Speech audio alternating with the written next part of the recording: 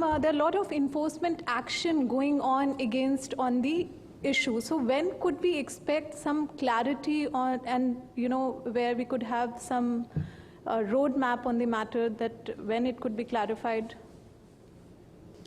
Shrimiji, as you mentioned about the delivery service which is provided by the e-commerce operator, your question is related to restaurant services, delivery provided in case of restaurant service? Yes, sir.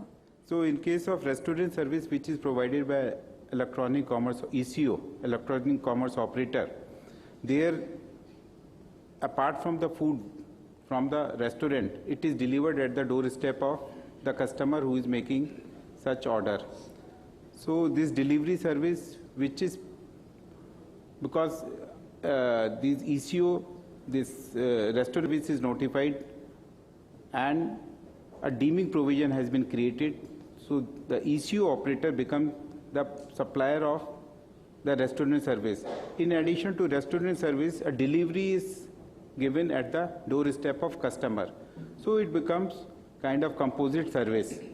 So there was deliberation which took place that whether it should be at the rate of 5%, which is applicable to restaurant service, but in the council, after the deliberation, it has been decided that the fitment committee should look into all other aspects also, how it is going to impact the delivery which is performed in case of other ECO operators.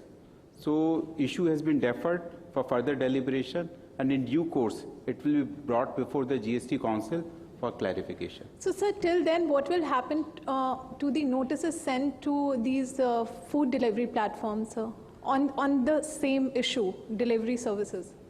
The notices have been issued as per the appreciation of law by the investigating agencies, and these notices will take their own course. But the issue will be deliberated by the fitment committee and in due course will be brought before the GST Council for clarification.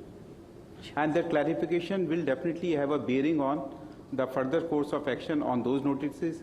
In case those are confirmed, then it will have a bearing on when the matter will be taken up in appeal.